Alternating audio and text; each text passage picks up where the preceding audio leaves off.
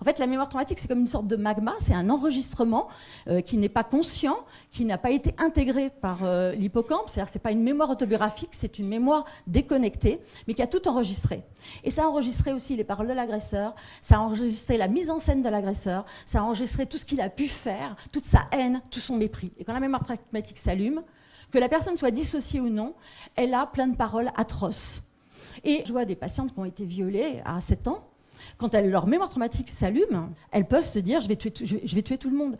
Les personnes qui ont été victimes du 13 novembre, elles m'ont téléphoné un peu en panique, une association, en me disant là en fait c'est bizarre, on commence à aller mieux, on commence à revivre, et puis d'un seul coup, on a une violence en nous atroce, et on a envie de c'est comme si on avait envie de tuer tout le monde, et je comprends pas, moi je veux surtout pas tuer.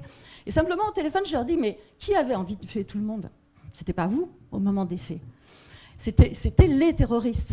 Mais c'est ça qui est intégré à l'intérieur de la mémoire traumatique et qui s'allume. C'est pareil, par exemple, pour l'excitation perverse de l'agresseur. Une victime de viol, quand sa mémoire traumatique s'allume, elle s'allume avec l'excitation perverse de l'agresseur.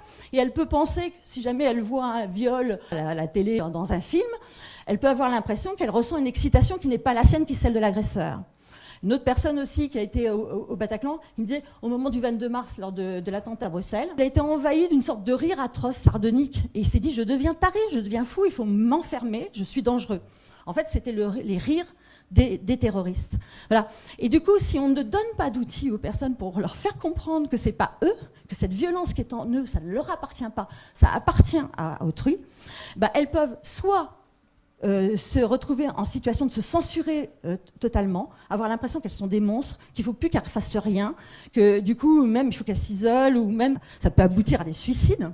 Soit elles peuvent adhérer à ça. Bah oui, je suis un monstre, je suis haineuse. Et puis, dans un contexte où on l'autorise, où la personne est autorisée à exercer des violences, elle peut passer à l'acte.